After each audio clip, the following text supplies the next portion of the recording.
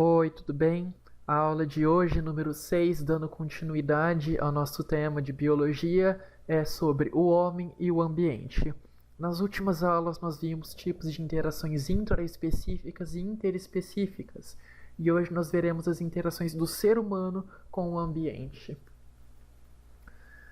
Na natureza, a gente tem um fenômeno chamado potencial biótico, que ele é controlado pela resistência do meio e toda matéria orgânica que é gerada no meio ambiente, ela é reciclada por esse mesmo ambiente e tudo se mantém em equilíbrio, como numa floresta. As plantas incorporam o gás carbônico e o nitrogênio do solo e fazem moléculas orgânicas. E quando elas perdem as folhas, essas folhas são decompostas e voltam a ser gás carbônico e compostos nitrogenados que ficam no solo. Então está tudo sendo reciclado em perfeito equilíbrio. Os nutrientes estão sempre indo e vindo, só mudando na sua forma. Alguns cientistas já fizeram alguns cálculos e eles acreditam que a capacidade máxima para o planeta de acomodar seres humanos seria perto de 8 bilhões. E porque acima disso teria um grande esgotamento dos recursos naturais. Então a gente não tem comida, a gente teria grandes riscos de epidemias, como a gente está tendo nesse momento do Covid. E é basicamente a quantidade de seres humanos que a gente já tem no planeta. E esse número continua crescendo exponencialmente. Ou seja, o planeta já não tem mais a capacidade para manter todos os seres vivos, todos os seres humanos exigindo seus recursos. E a gente vê que, mesmo nas coisas mais simples, a gente gasta muito dos recursos do planeta. Por exemplo, uma calça jeans. Você sabia que para fazer uma calça jeans e no processo de lavagem dela, você gasta mais de 10 mil litros de água, o equivalente a 200 banhos de 6 minutos. Isso é muita água. Sem falar na quantidade de pesticida para crescer o algodão e agrotóxicos, produtos químicos para dar a cor para o jeans e para descolorir o jeans em algumas partes do tecido.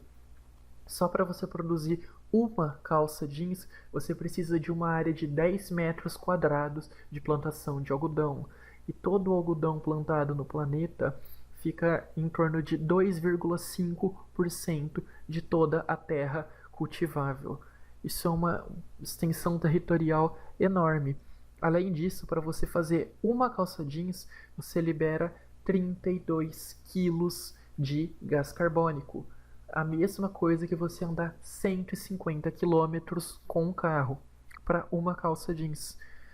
E sem falar que ela tem que ser transportada da fábrica até a loja.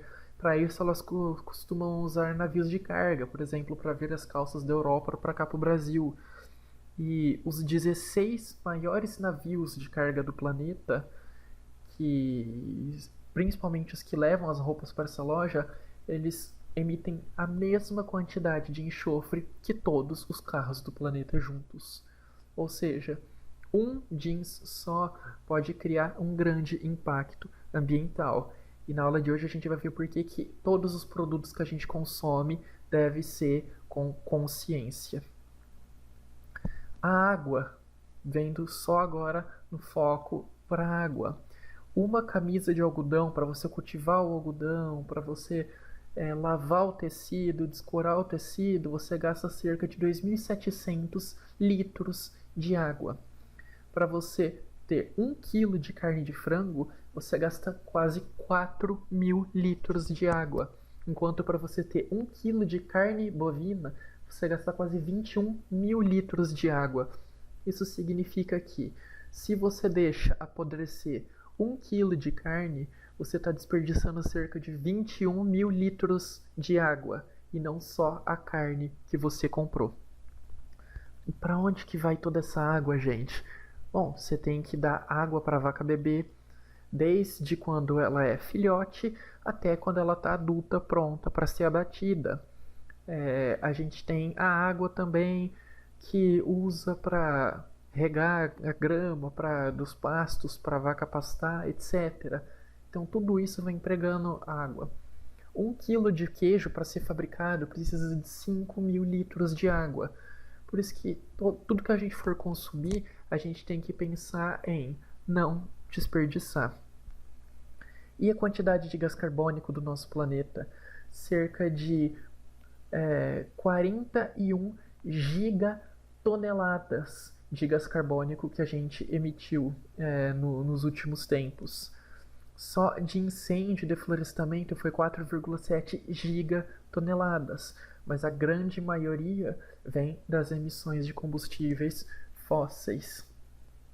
Isso causa um grande impacto no aquecimento global, certo? Uma parte pequena desse gás carbônico é reabsorvido pelas árvores e pelas algas, só que é só uma parte, não todo o gás carbônico.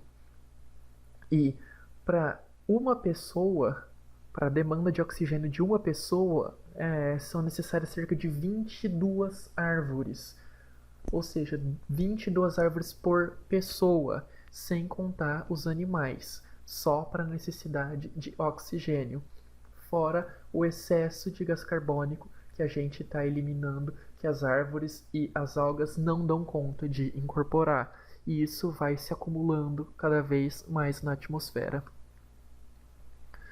Além disso, a gente vê os efeitos da agricultura, como a erosão do solo, o processo de eutrofização, entre outros, como a quantidade massiva de agrotóxicos que são utilizados. Um brasileiro, por ano, consome cerca de 5 litros de agrotóxico. Sem falar que nos últimos 10 anos, o mercado brasileiro mais que dobrou a quantidade de agrotóxico empregado na agronomia. Só em 2011, cerca de 900 mil milhões de litros, certo? Foram usados nas fazendas só de agrotóxico. E alguns alimentos a gente consome e a gente nem sabe a quantidade de veneno que a gente está ingerindo junto com o alimento. Principalmente pimentão, morango, pepino, tomate, etc. E aqui desse lado dá para a gente ver que as propriedades que mais utilizam agrotóxicos são aquelas acima de 100 hectares. 80% das propriedades acima de 100 hectares utilizam agrotóxico. Ou seja, as grandes fazendas, como cultivo de soja, essas coisas. Demanda por recursos. Como a gente está em intenso crescimento populacional, desenvolvimento de cidades, etc., a gente precisa de recursos. Então, tem a demanda pela extração de ferro, pela extração de ouro.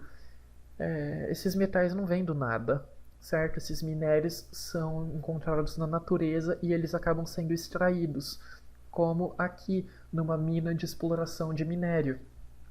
Para você ter essa mina aqui, você precisa arrancar todas as árvores dessa região, você tirou todos os animais dessa região, certo? O excesso de minério que está aqui, bate um vento, leva, cai na água, você contamina toda a água com uma quantidade massiva de minério que pode levar à morte dos peixes, etc. Sem falar que para extração do ouro em lagoas, sempre foi muito utilizado no garimpo mistura de mercúrio com ouro para deixar mais puro, fazendo o processo de amalgamação. E muito mercúrio cai na água. Mercúrio é um metal pesado tóxico incorporado na cadeia alimentar e pode levar muitos seres à morte. Quais são os problemas no solo que a gente vê e que são mais comuns da gente encontrar? O desmatamento. O desmatamento aqui nesse caso é para pecuária, então mataram centenas de árvores para colocar pasto no lugar, para colocar vacas no lugar. E o que acontece?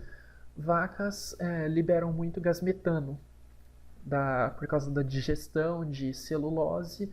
Elas têm bactérias no intestino que quebram a celulose e transformam em gás metano. e elas liberam muito metano, que é concentrado na, na atmosfera do planeta e enriquece o efeito da camada do aquecimento global, certo? Aumenta a camada de gases para o efeito global e a Terra vai aquecendo cada vez mais. Além disso, por você ter tirado as árvores, você diminui a capacidade de reabsorver o gás carbônico da atmosfera. Então, além do intenso consumo de água que 1 quilo de carne demanda, tem a quantidade enorme de gás carbônico e metano que são eliminados para a atmosfera. Então, desperdiçar 1 quilo de carne, além de ser jogar muita água fora, polui muito o planeta com gás carbônico.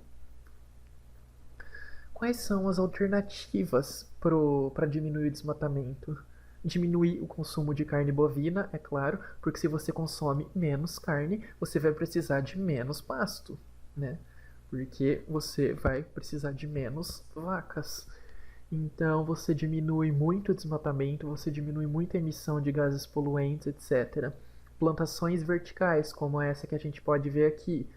Então você pode fazer uma construção de um prédio de 15 andares e cada andar ser um setor para uma planta diferente de cultivo. Você pode cultivar alface, rúcula, repolho, os mais variados vegetais na forma vertical. Isso economiza muita área de terra. Sem falar que tem outras técnicas, como o gotejamento.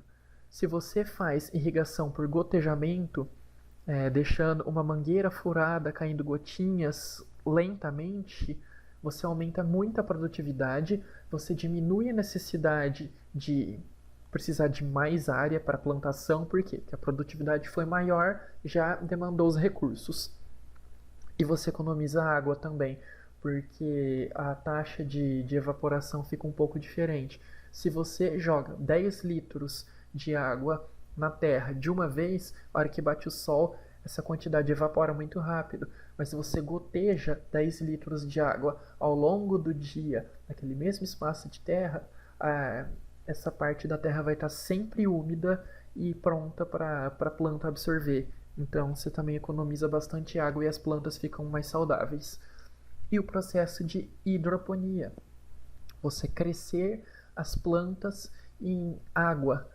É algo que está se popularizando, pelo menos aqui na cidade já se tem visto com mais frequência. Algumas plantas podem crescer com a raiz diretamente na água, mesmo plantas que a gente vê no solo geralmente, como alface. Então dá para você crescer alface em canos cheio de água, a água vai passando, carregando nutrientes e a alface vai absorvendo. Assim você tem um maior controle sobre a erva daninha, por exemplo, porque não é toda erva daninha que consegue crescer diretamente na água, e você também tem a economia de água, porque ela está fluindo aqui, ela não é jogada no solo, então ela não é percolada, ela não é espalhada para os lados. Tudo isso são técnicas que aumentam muito a produtividade. Se você está aumentando a produtividade e você está mantendo a demanda de consumo, você não vai precisar de uma maior demanda de território. Erosão, outro problema do solo, é quando acontecem movimentações de certas partes do solo por causa da água ou por causa do vento. Acontece mais em solo com pouca cobertura vegetal. Então o solo tem pouca planta em cima, fica facinho da terra estar exposta, bater um vento e levar essa terra para outro lugar, principalmente em locais quando tem seca. Então, locais secos, a erosão é principalmente por causa do vento.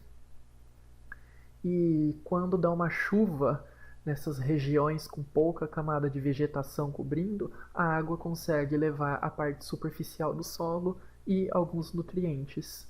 E toda essa terra pode cair nos rios e intensificar o processo de assoreamento, ou causar a vossoroca, que é esse processo muito avançado de erosão que a gente vê aqui, e fica inviável para o cultivo. em certas partes. Porque você não cuidou do solo, você perdeu tudo isso de área do solo. E aí se você planta aqui na borda, é fácil deslizar de novo e cair. Como que a gente evita isso? Bom, a gente tem que evitar os efeitos da água e do ar tirando essa camada de solo. Como? Quebra-vento. Então você pode cercar uma fazenda com fileiras de árvores, árvores como pinheiros, que eles podem crescer e ficam com folhas do topo até na parte de baixo. E isso dificulta a passagem do vento. Se você tem menos vento passando, menos terra vai ser carregada, você diminui o processo de erosão. Plantações em contorno, que é o que a gente vê aqui. É o cultivo respeitando o relevo do terreno. Então você vai intercalando as culturas e deixando elas em direções diferentes umas das outras, certo? Sempre respeitando o relevo do solo.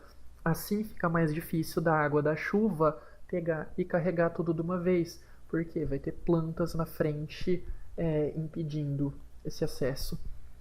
Terraceamento, que era algo que sempre foi feito pelos indígenas daqui da América do Sul, na época que eles ainda dominavam o continente. Basicamente você pega uma montanha e você vai fatiando partes do solo para deixar em planos horizontais. Que isso evita? Evita que fica menos íngreme. Então, quando a chuva bate, em vez de arrastar todos os nutrientes de uma vez, vai caindo vagarosamente em diversas camadas, como uma escada, e diminui a velocidade da água. Então, carrega menos nutrientes. Lixiviação é quando a água carrega do solo todos os nutrientes e minerais. Então ela pode carregar para o lado ou para baixo. É um pouquinho parecido com o processo de erosão. Só que o processo de erosão era basicamente você retirar a camada superior do solo. A lixiviação é mais baseada em você retirar os nutrientes do solo. Esses nutrientes eles podem percolar. Então quando a chuva bate, podem ser introduzidos na terra e parar bem lá no fundo, aonde as plantas não têm acesso, mesmo com raízes grandes, ou eles podem ser lavados e jogados para outro lugar, como a chuva carregando todos os nutrientes para o meio do rio. Então a terra fica pobre. Por mais que as plantas retirem os nutrientes da terra, elas sempre devolvem, porque as folhas caem, os frutos caem, galhos caem, eles são decompostos e devolvem os nutrientes para a terra. Só que se você tem a lixiviação, você deixa essa terra muito pobre, então você tira o equilíbrio desse lugar. Quando você tira a camada vegetal do solo, você impede o processo de devolução do nutriente. Então fica mais fácil da chuva tirar esses nutrientes. Como se você pegasse e rastelasse toda uma região de uma floresta. Você tira todas as folhas do solo e deixa só as plantas e a terra crua. A terra fica muito mais exposta, fica muito mais fácil da chuva tirar. Se tem várias folhas secas no meio, a água reduz a velocidade também. Fica mais difícil de arrastar. Quanto menos camada de solo você tem, ou seja, mais camadas arrancadas, você vai reter menos água naquele lugar. É mais fácil da raiz chegar nas pedras. Por quê? Porque você arrancou uma grande camada do solo, então está bem mais perto das pedras. E diminui a absorção do solo de água. O solo encharca mais fácil, então inunda tudo, porque não tem terra suficiente para absorver a água. E pode levar a um processo totalmente de desgaste, da destruição do ambiente, como a gente vê aqui, que não tem mais como nascer planta nenhuma. Foi tudo perdido porque não tem mais nutriente. Quais são as alternativas? Novamente, o terraceamento, certo? Então, os planos horizontais, quando você tem morros, para diminuir a velocidade da água e manter a cobertura vegetal. Então, você não tira toda a cobertura vegetal da plantação. Aqui a gente vê corredores de plantação e aqui no meio tem uma parte da cobertura vegetal que dificulta o acesso da água nos nutrientes da terra. Aqui tem a palhada, então eles cobrem o milho com a palha depois de colher para a próxima plantação de milho. Assim você mantém a terra também úmida, porque a palha está cobrindo, impede o solo impede a erosão, impede a lixiviação e mantém a umidade. E aqui corredores de café, mas no meio ainda tem um pouco de gramínea. Ele não está completamente no solo cru. Isso também pode diminuir bem menos que aqui, mas também pode diminuir o processo de lixiviação. Outro processo de destruição do solo é o assoreamento. Então seria o acúmulo de sedimentos como argila, lodo, partículas orgânicas no fundo de rios e lagos. Isso acontece porque a água carrega o solo e os nutrientes para algum lugar. Então ela pode ser o assoreamento pode ser intensificado pela lixiviação e pela erosão. Mas o processo de assoreamento é quando vai caindo partículas num curso de água e ele vai ficando cada vez mais raso, até que pode chegar uma hora que ele seca.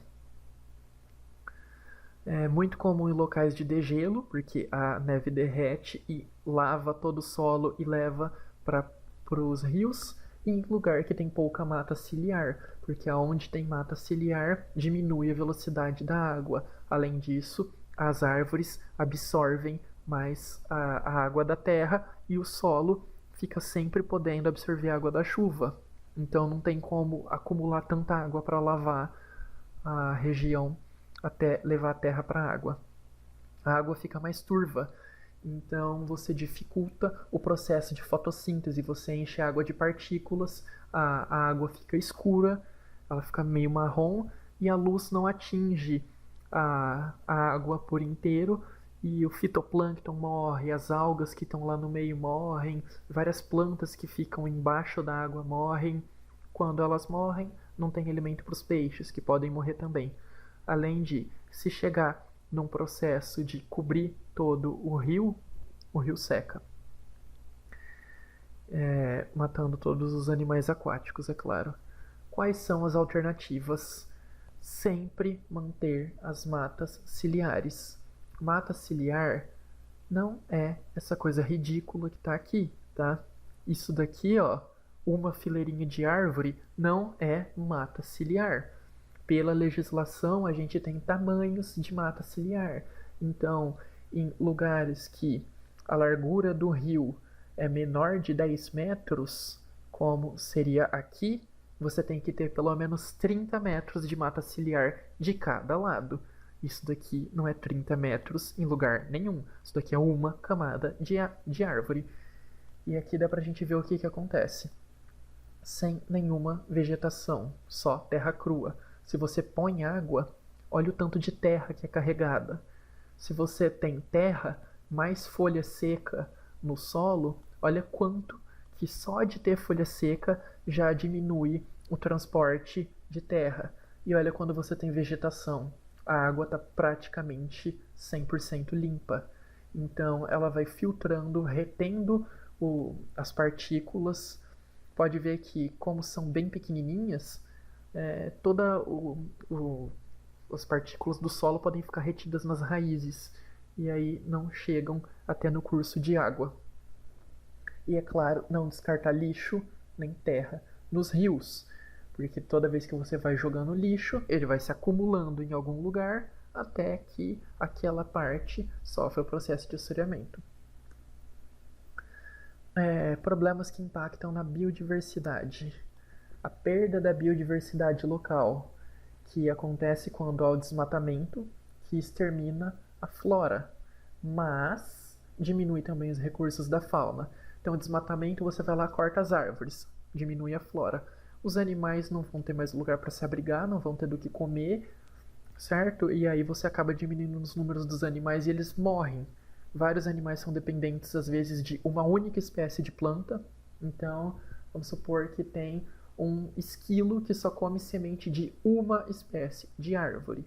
Se você arranca todas as espécies de árvore daquele lugar, o esquilo vai morrer. Lembrando que plantas e animais são muito intimamente ligados. A gente viu na aula anterior as relações entre plantas e animais, herbivoria, inquilinismo, etc. São muito importantes para eles. E eles se mantêm no equilíbrio se o homem não interfere. O uso de agrotóxicos acaba muito com a biodiversidade local, porque agrotóxico geralmente não é seletivo. Ele não mata só os insetos nocivos para a lavoura, ele mata todos os insetos da região, como é o grande problema que a gente está tendo de mortes de abelhas. Sem esses insetos não tem polinização. Sem o processo de polinização, as flores não conseguem gerar as sementes. E sem sementes não tem plantas novas. Sem plantas novas, os animais morrem. Então, os polinizadores são muito importantes para a manutenção da biodiversidade local. E como eu falei das espécies que dependem de outras espécies exclusivas de árvores, se essa árvore está só numa região, a destruição desse local pode levar à extinção. Tem uma espécie de tipo um coqueiro na região da Amazônia, se eu não me engano, que o único jeito da semente brotar é se um pássaro comer. Então o pássaro come, passa pelo estômago do pássaro, o suco gástrico do pássaro dissolve uma camada específica da semente, e aí quando sai no cocô, a semente está pronta para brotar. Se você caça muito desse pássaro, as árvores não vão mais nascer. Então a árvore depende do pássaro para continuar viva, e o pássaro só se alimenta dos frutos dessa árvore, certo? Então qualquer um dos dois que você mexe nessa região já acaba com essas duas espécies super importantes uma para a outra. Alternativas para agrotóxico, a gente já tem muita. São um pouco mais caras e mais difíceis de usar, mas a gente tem alternativa. Primeiro, que a gente já tinha falado, usar hidroponia. Se você está num processo de hidroponia, numa estufa, é bem mais difícil de entrar um inseto, então é bem mais difícil de você ter uma praga. Fungos entomopatogênicos. O que significa isso? Por exemplo, essa espécie Cordyceps. São fungos que têm a capacidade de infectar insetos. Então ele mata os insetos e transforma os insetos como em zumbis e se espalha muito fácil os esporos desse fungo. Aqui é o exemplo. Esse fungo Cordyceps já é muito empregado na agricultura em alguns lugares. Então o agricultor ele compra esporos desse fungo, joga por lá. Os insetos que vão para predar, eles são infectados com esse fungo e morrem. E qual que é a parte boa? Diferentemente dos agrotóxicos que matam tudo quanto é tipo de inseto, o fungo infecta poucas espécies. Então você pode escolher uma espécie de fungo que tenha maior afinidade pela espécie de praga que ataca a sua plantação. E aí as abelhas sobrevivem, borboletas sobrevivem, etc. Outra forma desse controle de pragas, por nematóides. Aqui a gente tem uma lagarta e todas essas estrias aqui no meio são vermes, tipo minhoquinhas nascendo dentro delas. São parasitas também que levam ela à morte. E aí, se a lagartinha morreu, ela não vai ter como comer as folhas, continuar se reproduzindo. Outras formas de parasita. Uma das listas nossas já teve uma questão sobre isso. Vespas que botam ovos em lagartas. Isso são, se eu não me engano, são a vespa põe o ovo dentro da lagarta, o ovo se choca, certo? As vespinhas comem todo o interior da lagarta e depois formam pupinhas para sair e sofrer tipo a metamorfose delas para depois virarem vespas adultas. E elas atacam só algumas espécies de lagartas, que é bem mais eficaz para controlar. Pulgões. Joaninha, várias espécies de joaninha só se alimentam de pulgões. Então, se você tem problema com pulgão na sua fazenda, você não precisa de usar um agrotóxico que mata até mamífero. Você pode só jogar joaninhas lá no meio que elas cuidam de tudo. E elas não vão comer as plantas, elas comem só pulgão. Além disso, usar pesticidas biodegradáveis, aqueles que se destroem fácil na natureza para diminuir a contaminação, e mais seletivos. Então eu sei que essa borboletinha aqui que infecta a minha produção. Então eu vou tentar achar um agrotóxico que mata só essa borboletinha, que não precisa de matar os outros insetos. Fragmentação de habitats é um grande problema também. Eles podem ser naturais por causa de processo geológico, como a formação de um rio novo, que demora muito para acontecer, mas em geral é quando tem o desmatamento. E os animais ficam isolados nesses fragmentos de mata, que são chamados de ilhas de mata. E aí chega uma hora que tem pouco alimento para eles aqui. Só que até eles atravessarem e irem para o outro lado, eles podem ficar muito expostos, eles podem sofrer muitos danos e podem morrer. Tipo um lagartinho. O lagarto está nesse canto da floresta, acaba a comida dele aqui, ele tem que ir para lá. Nesse espaço de campo aberto, um gavião pode ver ele e comer ele muito mais fácil. Então, atrapalha na reprodução dos animais, cria uma grande desordem dos animais. Qual que é a alternativa? Fazer corredor ecológico. Então, você não deixa ilhas isoladas, você vai conectando essas ilhas de uma forma mais lógica, de uma forma mais racional. Você não simplesmente desmata qualquer canto da região para fazer uma plantação. Você deixa um canto específico para os animais conseguirem atravessar e poder fazer a recolonização das áreas degradadas. E isso facilita o fluxo gênico, a dispersão de espécies. Por quê? Porque os que estão aqui podem reproduzir com os que estão lá, porque eles têm um caminho para traçar. Vários animais ficam afugentados, eles não vão para uma área de pasto de jeito nenhum, então eles ficariam isolados nessas ilhas. Assim eles conseguem cruzar toda a região, conseguem se procriar, etc. Introdução de espécies exóticas é um grande problema. Na aula passada a gente viu sobre a questão daquele lagostim que se reproduz por partenogênese, invadindo áreas. Foi uma espécie exótica introduzida em muitos lugares. O que é uma espécie exótica? É uma espécie de animal ou planta de um outro lugar que é introduzida num lugar novo, que não está preparado para lidar com ela. Então, o eucalipto. O eucalipto ele tem uma capacidade de puxar água muito maior que a maioria das plantas, e ele libera vários compostos no solo que impedem o nascimento de outras árvores. Então, o eucalipto veio da Austrália, se eu não me engano, e aí quando as pessoas trazem para plantar no Brasil, tem uma competição muito grande, ele cresce muito rápido, ele tira toda a água do solo, as plantas da vegetação nativa não conseguem crescer. E se esses eucaliptos atingirem áreas de florestas, eles podem matar muitas espécies de outras árvores. O javali introduzido no Brasil, que ele come muitos ovos de várias espécies de aves, etc. É uma grande praga para as plantações e não tem predador natural. Se ele não tem predador natural, ele vai poder se multiplicar muito mais rápido e vai competir com as espécies de porco selvagem do Brasil, que tem predadores naturais, e os porcos do Brasil vão morrer e só vai sobrar o javali. Lembrando que as espécies nativas são as mais importantes para aquela região, porque elas estão adaptadas, certo? Se você pega um javali, por mais que ele seja um ser vivo, ele também tem importância dele, ele é importante no ecossistema dele, não se você introduzir ele em outro lugar, tá?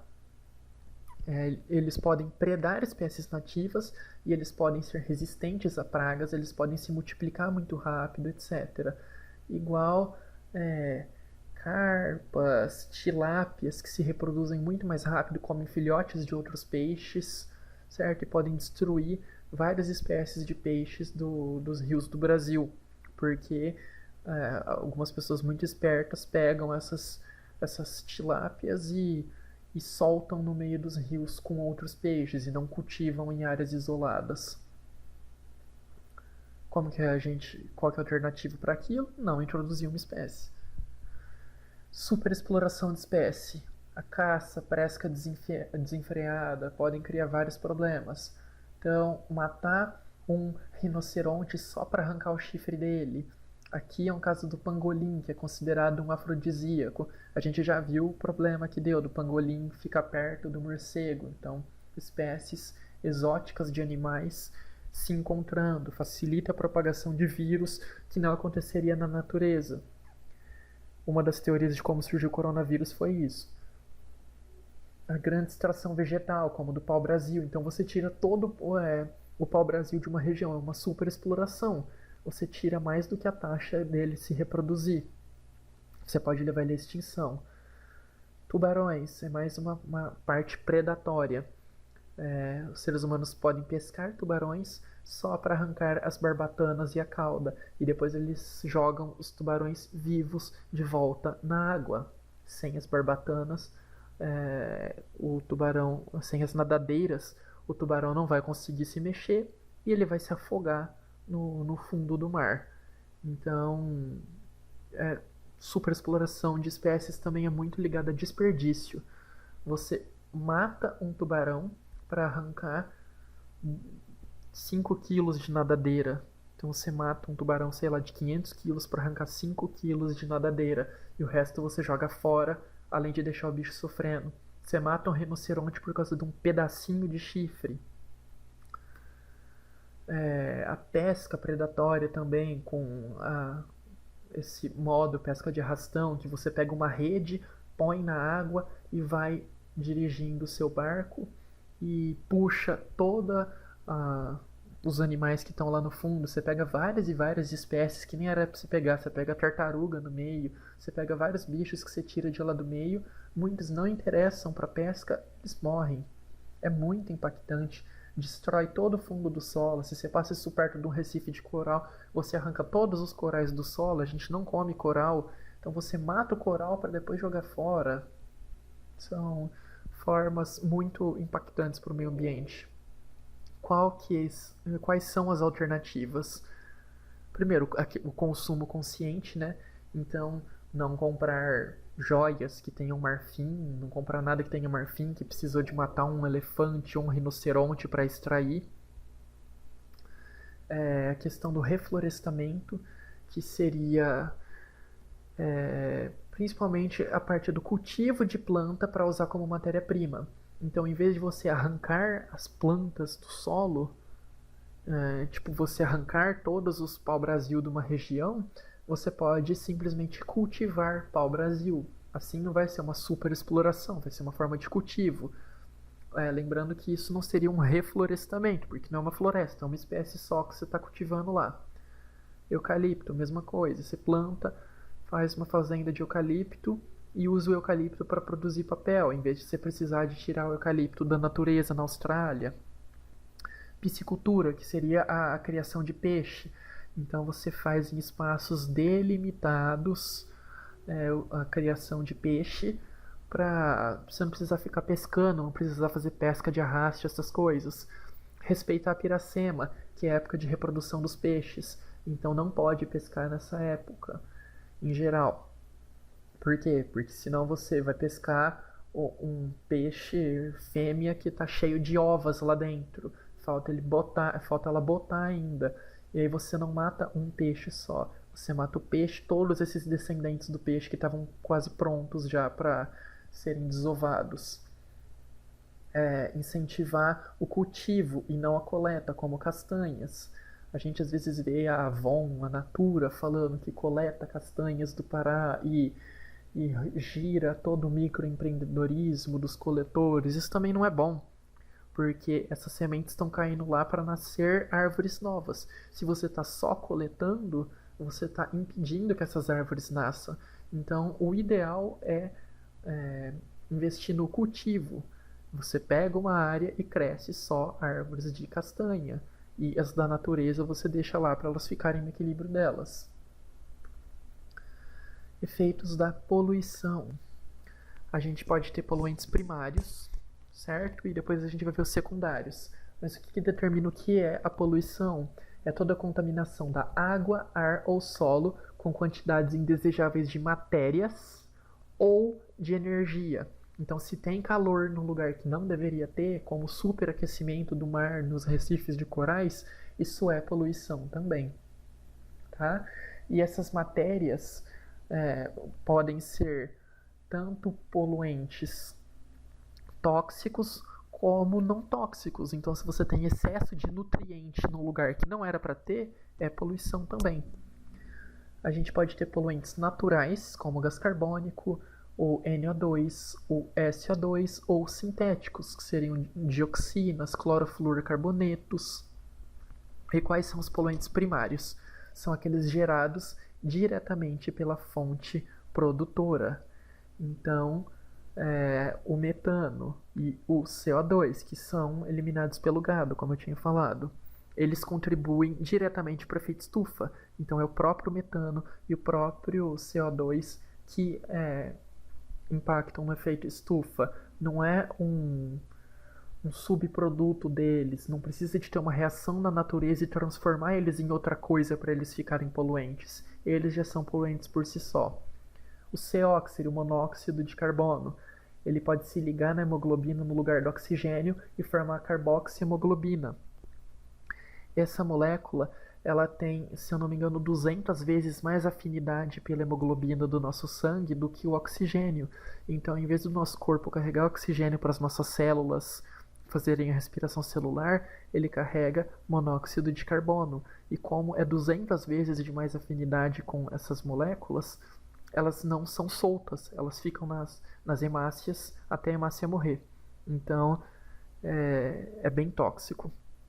NO2 e SO2, eles podem afetar no aquecimento global, mas eles podem virar poluentes secundários na chuva ácida. Os CFCs, clorofluorcarbonetos, eles eram dispersantes utilizados em aerossóis, então para fazer espuminha do aerossol do desodorante, eles usavam esses CFCs, aparelho de ar-condicionado, geladeira, para você fazer espumas, isopor. Então todo o material de refrigeração ele era muito usado, esse CFC, até que descobriram que ele cria buracos na camada de ozônio. Então ele é um poluente muito agravante e causa grandes problemas para o ser humano, que a gente vai ver um pouquinho mais para frente. As partículas podem ser sólidas também, como poeira, sílica, fuligem, pó de carvão. O que essas partículas sólidas podem fazer? Reter luz, e a retenção de luz pode estimular a formação de ozônio. Então você retém a luz aqui dentro do planeta, porque em geral o que acontece? A luz do Sol bate na superfície do planeta e é refletida de volta para o espaço. Se você tem muita partícula no ambiente, nem toda a luz toda a luz que chegou vai ser refletida. Ela fica retida aqui dentro, bate no solo, bate na poeira, bate no solo, bate na poeira. E esse excesso de energia pode facilitar a formação do ozônio. O ozônio pode ser muito bom quando ele está na camada de ozônio, mas se ele está perto do solo, ele é tóxico para a gente. Ele pode causar irritação de pele, etc. E ele não serve da mesma forma que o O2, que é o oxigênio. Ele não serve para a gente para gerar energia. Além disso, a retenção de luz pode causar aumento da temperatura. Partículas sólidas podem causar asma e inversão térmica. Aqui são algumas formas de poluentes naturais e primários. Então a gente tem o CO2, CH4, que seria o metano. Eles são muito liberados por bactérias, pela nossa respiração. Então são poluentes assim, normais mesmo da gente ter, só que em geral eles estão em equilíbrio. E nas queimadas, a queimada libera monóxido e dióxido de carbono, CO2, da madeira. Eles intensificam o efeito estufa. Então aqui, ó, bactérias. Como que as bactérias aumentam a produção de metano? No intestino das vacas, por exemplo. Então a vaca se alimenta de capim, as bactérias que estão lá fermentam esse capim e liberam muito metano. Aqui é a carboxihemoglobina se ligando dentro da hemácia nas moléculas de hemoglobina. Combustíveis fósseis, tipo petróleo, ele libera muito SO2, NO2, que estimulam a formação de chuva ácida. E a indústria com muito clorofluorcarboneto, que seriam moléculas mais ou menos assim, que destroem a camada de ozônio. Poluentes secundários são aqueles que acontecem quando alguma substância reage com algum elemento da natureza e forma um poluente. Tipo a chuva ácida que a gente estava falando. O SO2, ele reage com a água do ar e pode formar ácido sulfúrico. E o NO2 pode formar o ácido nítrico, certo? E eles caem na forma de chuva ácida. Então fica pequenas gotículas de ácido sulfúrico no céu e quando chove arrasta toda essa poluição para baixo. O que acontece? Pode causar morte de florestas inteiras, lesões nas peles das pessoas, dos animais, e aqui dá pra gente ver a destruição de estátua. Algumas estátuas de mármore expostas no ambiente, estátuas de pedra-sabão também, que a gente tem aqui no Brasil. Quando cai a chuva ácida, ela vai apagando todos os detalhes. As reações fotoquímicas que também permitem a formação do ozônio aqui na parte de baixo da Terra. Lembrando, a parte de cima da Terra, ele é bom, lá na estratosfera. Aqui, junto da gente, não é bom ter ozônio. Ele pode ser formado quando o NO2 mais a luz reagem, aí o NO2 libera um oxigênio que se combina com o O2 e forma o O3, que é o ozônio. Então, o NO2 ele pode formar tanto o ácido nítrico para a chuva ácida, quanto estimular a formação do ozônio. Pode ser causada também a inversão térmica. O que acontece geralmente? O ar quente é menos denso, então o ar quente sobe. Isso, normal. Então todos os poluentes que estão aqui embaixo na Terra são levados para o topo. O que acontece durante o inverno? Tem ar frio. Se o ar quente sobe, o ar frio vai ficar embaixo.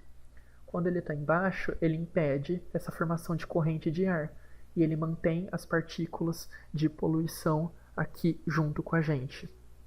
Então ele cria uma grande poluição nesse lugar e facilita a propagação e retenção de micro-organismos, como bactérias e vírus pelo ar. Por isso que no inverno a gripe se espalha tão mais fácil. Além das pessoas ficarem muito juntas, os vírus que estão disponíveis no ar, eles ficam retidos nessa camada, certo? Camada de ozônio. A gente falou um pouquinho já. Para que serve a camada de ozônio? É uma alta concentração de ozônio que a gente tem na estratosfera e protege o planeta Terra de grandes quantidades de radiação ultravioleta, principalmente o UVC. A gente tem radiação UVA, UVB e UVC. A UVC não chega na Terra porque a camada de ozônio impede, mas se ela chegar, ela é a mais perigosa, porque ela com maior chance de induzir câncer. Então, é muito importante a camada de ozônio, porque senão todo mundo ia ter uma grande chance de ter câncer de pele e muitos seres humanos e animais iam morrer. Uma parte da radiação solar, ela bate na camada de ozônio e ela é refletida. A outra parte é absorvida pelas moléculas na forma de calor. Moléculas com 3 átomos que estão no ar, elas podem absorver. Então, o oxigênio, o O2, oxigênio molecular, ele não é bom para absorver radiação UV, mas o ozônio ele absorve e deixa na forma de calor. Em 1970 perceberam alguns buracos nessa camada que deveria cobrir o planeta inteiro, mas estava faltando, que seria essa região em azul. E perceberam que era por causa do excesso de clorofluorcarboneto. Então, eles liberados por causa da geladeira, se tinha algum vazamento de gás, ele ia para a atmosfera e convertia o ozônio em oxigênio molecular. Oxigênio molecular, como a gente já falou, não retém a radiação. Sem falar que esses átomos de cloro liberados, eles podem atacar milhares e milhares de moléculas de ozônio e transformar em oxigênio molecular. Então, um CFC liberado na atmosfera pode destruir milhares de moléculas de ozônio, por isso que ele é tão perigoso. Só que o que aconteceu? Depois que descobriram isso, baniram o uso de CFCs e a camada de ozônio felizmente está se recuperando.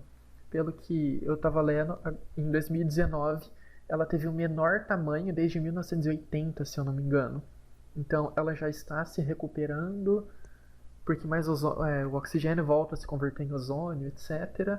Então, é uma chance da gente ver que se a gente põe a mão na consciência e evita grandes danos, a natureza consegue corrigir todos os problemas sozinha. Intensificação do efeito estufa. Lembra que eu falei que moléculas de gases com 3 átomos conseguem absorver calor, a radiação? Então, gás carbônico, CH4, CF6, NO2, todos têm 3 ou mais átomos. E essas ligações conseguem absorver a radiação solar na forma de calor. Mantém o calor na Terra. O efeito estufa ele não é ruim. Ele é muito bom, ele é que mantém a vida na Terra. Então, se a gente não tivesse o efeito estufa, na parte do planeta que tivesse de noite, as pessoas poderiam congelar. Só que a parte iluminada aquece e o ar vai sendo distribuído, mantém todo o planeta aquecido. É muito bom o efeito estufa. Ele mantém a temperatura do planeta mais ou menos equilibrada, etc. Só que qual que é o problema? A intensificação desse efeito. Esse efeito é bom no nível de equilíbrio. O ser humano liberando muito gás carbônico, muito metano, muito óxido nítrico e óxido nitroso, ele aumenta muito o efeito estufa. A Terra fica muito mais quente do que deveria estar. Causa a morte dos corais, conhecido também como processo de branqueamento, que só sobra tipo o esqueleto de calcário dos corais, e o degelo das calotas polares. Então tem um grande degelo, a água do oceano esquenta, os peixes vão embora daquele lugar, os ursos polares morrem de fome, etc. Aumenta o nível de água no mar, a gente perde os nossos depósitos de água doce que ficam nas geleiras. Então o efeito estufa não é de todo ruim. O ruim é que a gente está intensificando esse efeito, o que não deveria. Acontece da Terra naturalmente ter períodos com intensificação e decréscimo do efeito estufa, mas não é o que está acontecendo. O que está acontecendo é uma intensificação por causa da nossa poluição, por causa do excesso de emissão de poluentes de combustíveis fósseis e produtos industriais. Redução da poluição do ar. Quais são as alternativas? Primeiro, parar de emitir os poluentes. É óbvio, né? Se a gente quer menos poluição. Maior uso de transporte coletivo, você pegar carona, você usar bicicleta. Quanto menos carro estiver circulando, menos combustível fóssil estará sendo queimado. Menor consumo de carne bovina, porque a gente já viu, vaca libera muito gás carbônico e muito metano. Menor consumo de plástico. Se você consome menos plástico, vai menos plástico para o lixo, você joga menos plástico no fogo para queimar e se livrar do lixo, etc. Então tem menor liberação de poluentes. Manter o catalisador do carro funcionando, que é o que claramente não acontece aqui nesses caminhões que soltam aquela fumaça preta. Por quê? O catalisador dos carros serve como uma forma de reduzir a emissão de NO2. Então o NO2 se combina com a platina dentro desses catalisadores e é liberado como N2, só como nitrogênio, não como NO2. E o N2 não é poluente. Certo? Então, se o catalisador estiver funcionando, os níveis de poluição emitidos eles são bem menores. São pequenas coisas que a gente pode fazer que pode ajudar muita gente. Então, tem gente que tem 4 carros em casa, um para cada pessoa da família, sabe, sem necessidade, enquanto um pode levar o outro no serviço, etc. Uso de transporte coletivo tipo ônibus, ou trem, metrô, certo? Para quem tem acesso, é claro, para tudo isso, né? Essas são alternativas, mas é claro que não é todo mundo que consegue pôr em prática tudo isso. As condições das pessoas são bem diferentes. O que a gente está falando aqui são só possibilidades. Água e solo. O que afeta água e solo? Um processo chamado eutrofização ou eutroficação. Como que ele acontece? Excesso de nutrientes no solo, principalmente fósforo e nitrogênio, que acontece? O pessoal da agricultura vai jogando adubo químico no solo. Acontece o processo de erosão e lixiviação. Com a lixiviação, joga os nutrientes na água. A água do rio fica com muito nitrogênio. O que acontece? As algas e o fitoplâncton em geral começam a se reproduzir muito. Eles se multiplicam muito, muito, muito, muito, muito. E eles podem levar à morte de toda aquela comunidade aquática. Por quê? Eles elevam a DBO, que seria a demanda bioquímica por oxigênio. Então, eles criam o quê? Aumento de nutrientes aumenta o fitoplâncton. Se muito fitoplâncton está cobrindo, dá para ver aqui que a água não vai chegar no fundo. Se a água não chega no fundo, parte da vegetação que estava lá embaixo morre, parte do fitoplâncton morre. Com seres mortos, o que aumenta? Bactérias aeróbias, elas vão lá para ajudar a decompor todos aqueles seres vivos mortos. Essas bactérias aeróbias diminuem o oxigênio da água. Com pouco oxigênio dissolvido na água, porque ele é um gás, ele consegue entrar na água e ficar lá num nível. Com pouco oxigênio na água, você tem a morte de peixes, plantas, etc. Você aumenta as bactérias anaeróbias, aquelas que vivem sem oxigênio. Por quê? Porque não tem oxigênio mais lá, então nem as aeróbias conseguem viver. Aí tem muita a liberação de sulfeto de hidrogênio na água. O que acontece? Deixa a água imprópria para o consumo, matou todos os peixes, a água fica cheirando podre. Então você destrói toda a água por causa do excesso de fertilizante ou de esgoto não tratado jogado na água. O esgoto também é rico em nutrientes. Então, se você joga o esgoto direto na água, esse é um dos grandes problemas. Dá pra gente ver em alguns lagos todo o crescimento de tipo lodo, certo? Então, impede a entrada da luz, os seres que estão lá embaixo morrem, proliferação de bactérias, consumo de oxigênio, menos oxigênio morre mais ainda, a água fica podre, imprópria para o consumo. Quais são as alternativas? Todo o tratamento de esgoto, é claro, para a gente jogar nos rios a água o menos impura possível. Então, coletar todas as fezes, decantar todo o lodo em vários processos muito bem controlados e também essa água que saiu da estação de tratamento pode ser utilizada como água de reuso. Então você pode usar ela na agricultura, diminui aquele consumo excessivo de água que a gente tem.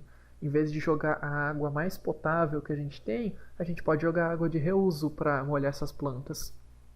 Proteção das matas ciliares. Se você tem mata ciliar perto dos rios, você impede o processo de lixiviação, assoreamento, e se não cai muito nutriente na água por causa da lixiviação, não vai ter a eutrofização.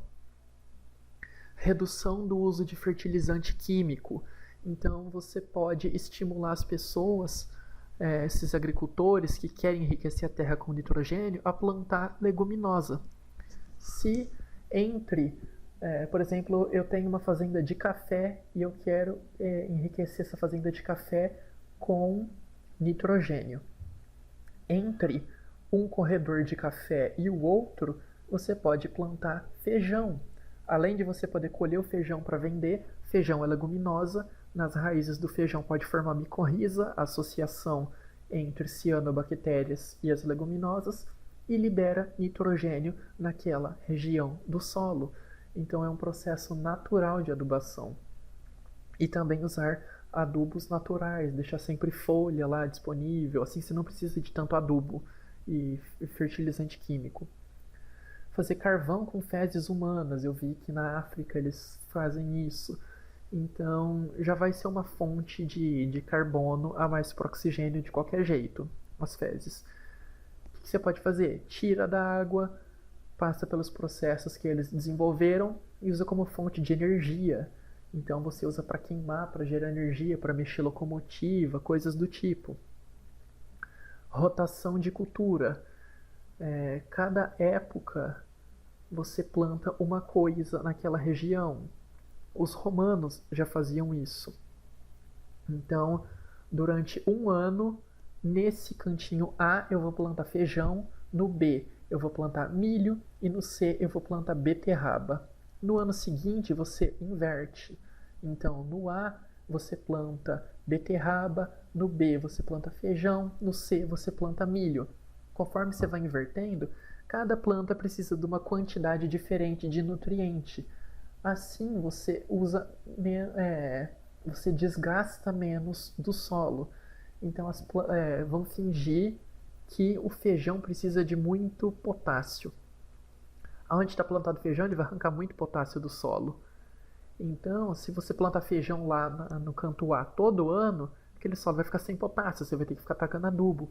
Mas se você joga a plantação para a área B, ele vai tirar um pouquinho do potássio do outro lugar. Aí depois na área C, e dá tempo da área A ir se recuperando de nutrientes. Além de, se você faz a rotação com feijão, ele vai enriquecendo a terra em todos os lugares com nitrogênio. São alternativas. Derramamento de óleo é algo também muito devastador para o meio ambiente. Acontece por causa de acidente em refinaria, oleoduto, navios. O óleo cai na água, ele é lipofílico e então ele não se dissolve na água, ele não se solubiliza, ele fica junto em manchas. Ele é menos denso, então ele flutua. Quando ele flutua e você tem uma grande mancha de óleo, o óleo vai absorver a luz solar. A luz solar não vai chegar no mar. Então todo o plâncton que está lá embaixo, todas as algas, as plantas marinhas, elas vão morrer, certo? Por causa da falta de passagem da luz. Como é lipofílico, muito apolar, esses óleos eles podem ser absorvidos pelos seres vivos e ficarem armazenados na gordura, na camada de gordura dos seres vivos. E eles são muito tóxicos, eles podem levar à morte. Tem caso, por exemplo, de pássaros que ficaram numa região de óleo e eram pássaros migratórios. Então ele comeu, ficou bastante tempo nessa região com óleo e depois saiu para voar para fazer a migração. E durante a migração todos começaram a morrer. Foram ver por que todos os pássaros morriam. Quando ele estava voando, ele ia queimando a gordura. A hora que ele foi queimando o excesso de gordura deles, foi liberando os componentes tóxicos dos óleos e foi tudo para o cérebro dessas aves, causou uma depressão no sistema nervoso central e levou eles à morte. Além disso, esses compostos podem ser voláteis, então eles podem estar no ar e atingir aves do mesmo jeito. Quais são as alternativas? Buscar outras fontes de energia menos poluentes, assim a gente não precisa de usar tanto petróleo. E quando tiver um derramamento, primeiro, multas mais severas para quem está derramando óleo. Segundo, biorremediação com bactérias. Então algumas bactérias elas são capazes de degradar óleo. Então investir na ciência nessa parte de novas bactérias, de bactérias aprimoradas para decompor óleo, pode ser uma coisa muito importante para essa indústria. Excesso de lixo, que a gente vê uma foto bem impactante de um passarinho que morreu tanto de lixo que ele tinha comido. A gente tem muito tipo de material diferente que a gente consegue produzir. E a gente joga quando a gente não usa mais, a gente joga no lixo, e alguns podem demorar séculos para se decompor, como o vidro, que pode demorar, 500 anos para se decompor. Ele fica lá no meio ambiente, os animais podem comer. Além disso, o lixo orgânico pode produzir o chorume, que é um caldo orgânico concentrado. Então, todo lixo orgânico, se você tem um excesso de lixo orgânico numa região, ele vai produzir esse chorume que pode percolar e contaminar aquíferos, locais subterrâneos. Ou esse excesso de Chorume pode cair na água e induzir a eutrofização. Ele pode carregar junto metais pesados e levar metal pesado lá para os lugares subterrâneos de depósito de água. Lembrando que no Brasil a gente tira muita água aqui na região do aquífero Guarani. Então você fazer um lixão em cima de uma região que você sabe que tem aquífero Guarani, o chorume pode parar na água do aquífero. Então a gente vai ficar bebendo chorume. Lixo hospitalar é muito problemático porque ele pode infectar e ferir outros seres vivos, incluindo humanos e animais. Então, jogar seringa descoberta de qualquer jeito, você pode furar um passarinho que está procurando comida e ele pode morrer. Lixo nuclear. É bastante complicado descartar lixo radioativo, porque não tem uma forma segura para esse descarte. Geralmente a gente armazena em tanque de chumbo e deixa em lugares com concreto, mas se isso vazar, isso tem que ser muito bem monitorado, porque se vazar, essa contaminação pode matar e induzir doenças em muitas espécies. Então pode induzir câncer, pode dar infertilidade, pode destruir tudo. Por isso que quando teve o acidente em Chernobyl, retiraram as pessoas de lá, porque a radiação atinge as pessoas, os adultos, na forma de câncer, e quando nascem crianças, elas nascem com má formação. E lixo nuclear pode demorar milênios para ter recuperação do ambiente poluído. Quais são algumas alternativas para o lixo? Montar aterro sanitário com estação de biogás acoplado. Então, o lixo, quando ele vai se decompondo, ele também vai liberando metano. Esse metano pode servir de combustível. Então, se você enterra esse lixo em algumas camadas e põe tubos para coletar o gás metano que sai, você pode queimar esse gás e produzir energia a partir do lixo, certo? Já é uma forma de dar uma reduzida na emissão de carbono, porque o carbono que você está emitindo você ainda está aproveitando para gerar energia. Esses aterros também teriam que ter mantas plásticas impermeáveis, impedindo que o chorume entre no solo e chegue na água. Reservatórios de chorume. Então você põe canais que pegam o chorume que não percolou e joga para um reservatório. E aí depois se arranja um jeito de tratar isso. Certo? Então a gente tem formas.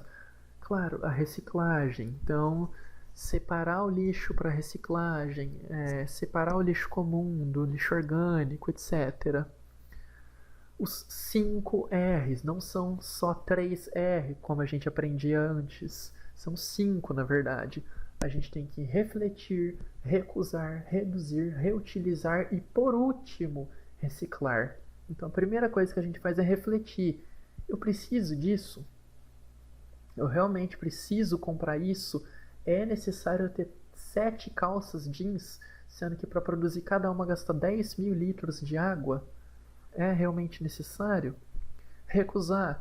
Então você não ir no mercado e comprar uma tangerina descascada num recipiente de plástico. Você não precisa disso. A tangerina já tem a casca dela, que é perfeita para manter ela bonitinha lá dentro. Você não precisa de alguém que descasque para você para colocar lá, ou alguém te vendendo melancia picadinha, certo? Reduzir. Então, em vez de você gastar uma sacolinha plástica para cada item que você compra, coloca vários itens em uma sacolinha só, certo? Reutilizar, a gente usar o mesmo produto várias vezes. Então, você pega uma sacola de pano, você já reduz a quantidade de sacola de plástico e você usa essa de pano várias e várias vezes. A mesma coisa, quando você tem um pneu velho, em vez de você simplesmente descartar, você pode colocar num jardim e plantar umas flores dentro, ou fazer um banco dele, certo? Isso é uma forma de reutilizar. E qual que é a diferença de reutilizar para reciclar? Reciclar é quando você consegue pegar um material e transformar em outro, tipo latinha de metal, geralmente metal que a gente consegue reciclar. Por quê? Porque a gente derrete o alumínio e a gente pode solidificar o alumínio de novo em barras, etc. O plástico é muito difícil da gente reciclar. É muito difícil você conseguir derreter uma garrafinha de Coca-Cola de plástico e pegar um plástico derretido e fazer outra garrafa. Se você bota fogo na garrafinha, ela queima e acabou. Então não é todo produto que pode ser reciclado, tá? Pelo menos não de uma forma simples que a gente possa fazer em casa. Mas a gente pode separar esses materiais para serem reciclados. O vidro, se ele for aquecido, ele volta a ser líquido e você pode fazer novos recipientes de vidro, etc. Certo?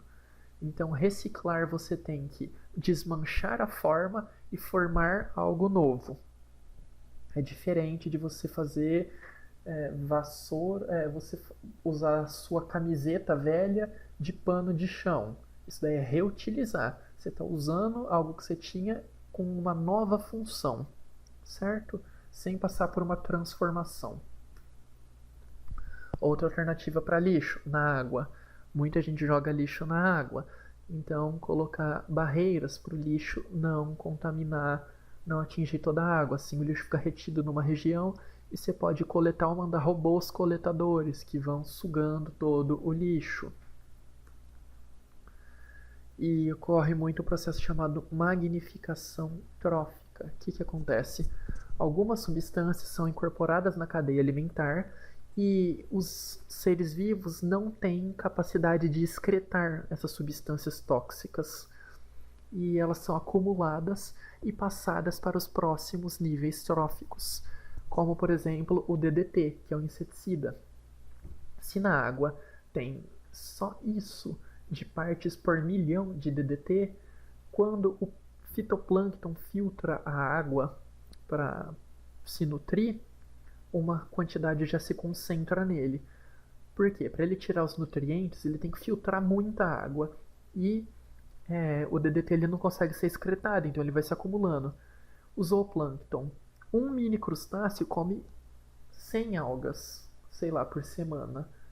Então, ele vai pegar toda a contaminação dessas 100 algazinhas e vai juntar nele. Os peixes comem centenas de crustáceos por dia. Então, todos os compostos tóxicos acumulados neles vão para os peixes. Dos peixes vão para as aves, das aves vão para os humanos. Sempre em concentrações muito maiores, até que chega uma hora que elas são tão tóxicas que elas matam o indivíduo. Então, no momento que a gente joga medicamento na água, a partir do momento que a gente joga anticoncepcional no vaso sanitário, ele pode ser acumulado durante a cadeia alimentar e alterar o ciclo hormonal de vários animais e impedi-los de procriar. Se você joga antibiótico na água, esse antibiótico pode ir sendo acumulado. Se você dá antibiótico para vaca, a gente dá muito antibiótico para vaca, para galinha, para o nosso consumo. Quando a gente come a carne de vaca, a gente come antibiótico junto. Então a gente está matando bactérias boas com aquele antibiótico, pode até induzir uma resistência, etc., dependendo da quantidade do consumo. Metais pesados, tipo mercúrio. Mercúrio ele é usado no garimpo. Se ele fica na água, ele pode formar o metilmercúrio. O metilmercúrio é incorporado nos peixes, etc., vem parar no ser humano, é muito tóxico, causa câncer, leva à morte, certo? Então, os seres do topo da cadeia consomem uma biomassa maior dos seres que estão embaixo da cadeia e vai tendo um acúmulo, uma magnificação trófica dos poluentes, ou seja, um aumento dos poluentes a cada nível trófico. Avaliações que a gente pode fazer de todo o impacto ambiental. A gente precisa de alguns parâmetros para isso, como a magnitude, que nada mais é que a extensão da área impactada, a duração, que pode ser um curto período, considerado menor de 1 ano, ou um longo período, e a reversibilidade, se esse impacto que a gente fez é reversível ou irreversível. Esses impactos podem ser alteração na fauna e na flora, então pode alterar os animais daquela região ou as plantas, ou ter matado tudo. Riscos à saúde da população. Os impactos podem ser modificação social, então uma área de garimpo, se estabelece uma cidade lá perto da área de garimpo. Você tem uma modificação social, cultural de ocupação territorial, além de ter destruído a fauna e a flora da região e oferecer risco à saúde da população pelo acúmulo de minerais tóxicos no ar, na água da população que mora naquela cidade instalada perto da mina. Tanto é que algumas atividades requerem licenciamento ambiental. Então você não pode sair por aí fazendo o que você bem quer, porque falando que foi a mãe natureza que te deu. A gente tem que extrair os recursos de forma consciente para a gente manter o nosso planeta. Energia renovável é diferente de energia limpa. A energia que vem da hidrelétrica é uma energia renovável. Por quê? Porque vai passando água na turbina e vai gerando energia. E a gente pode pegar aquela água e passar na turbina de novo. Mas ela não é uma energia limpa. Para você montar uma hidrelétrica, você tem que montar uma represa. Essa represa inunda uma região que antes tinha muita árvore. Todos os animais dessa região são mortos se não tiver ninguém para tirar esses animais antes. Todas as plantas são mortas nessa região. A liberação de carbono, de gás carbônico por causa da decomposição dessas plantas e animais é enorme. Então, por mais que a gente dependa muito e seja uma ótima fonte de energia, as hidrelétricas são renováveis e não necessariamente limpas. Uma energia mais limpa seria a energia solar. Você pega a energia do sol, converte, tá de boa, desde que você saiba depois descartar as placas quando elas estiverem estragadas, é claro. Como a gente faz a recuperação e o desenvolvimento sustentável? A gente tem como recuperar alguns ecossistemas, como antes de você inundar uma região para fazer uma represa, você pode resgatar os animais e algumas espécies de plantas e transferir para outros lugares. Só que o fato de você inundar uma região é uma alteração irreversível. Vai ficar inundado lá. A menos que você retire a água depois, mas você vai ter alterado completamente a comunidade daquele lugar. Toda a recuperação de ecossistema deve ser mediada por pesquisas das áreas afetadas. Então você tem que entender o que está acontecendo antes de se recuperar. Você não pode simplesmente plantar qualquer árvore numa mata e achar que você está reflorestando. O certo é você plantar árvores nativas. Então você pegar um bambu e plantar numa praça, você está atrapalhando aquele ecossistema. Aqui no Brasil, o certo de você plantar nas calçadas, coisas do tipo, seria, sei lá, um pé de goiaba, etc, sabe? Árvores nativas, um pé de araçá, gabiroba, árvores do Brasil, não árvores exóticas, árvores que vêm de outro lugar e que podem prejudicar alguns animais. Claro que a gente planta, em geral elas não trazem grande prejuízo, mas o ideal é sempre você pesquisar antes de fazer. Para a gente recuperar, tem que ter fiscalização e multa firme, claro, educação ambiental, como que a gente está tendo nessa aula, construção de valores sociais e desenvolvimento de inteligência ambiental. A forma que a gente se conecta com o ambiente, a forma da gente aproveitar a biodiversidade sem explorar de uma forma tão incisiva. Quando os ecossistemas são recuperados, volta a ter uma alta biodiversidade, a água fica limpa, o ar fica limpo, a comunidade clímax é restabelecida. Como a gente faz para ter um desenvolvimento sustentável? Tem uma hipótese chamada hipótese de Gaia, que eles acreditavam que a Terra agisse como um grande organismo, tudo tendo equilíbrio, com a interferência dos seres vivos. Então, o ser humano interfere muito nesse equilíbrio e a gente causa grandes impactos ambientais. A gente tem os ciclos da água, do nitrogênio, do carbono, fósforo, etc., todos mostrando esse equilíbrio. Ciclo da água, a água sozinha, sim, num ambiente sem interferência humana, Ela pode estar líquida, sólida na forma de gelo em algumas regiões ou gasosa na forma de vapor. O ambiente controla tudo isso. O carbono, ele vem do gás carbônico, passa pelas plantas, é incorporado em moléculas orgânicas, cai no chão, volta a ser matéria orgânica, só que pode ser decomposto, reaproveitado, certo? Nós temos uma grande biodiversidade no planeta e a gente tem como usar muito bem os recursos do planeta.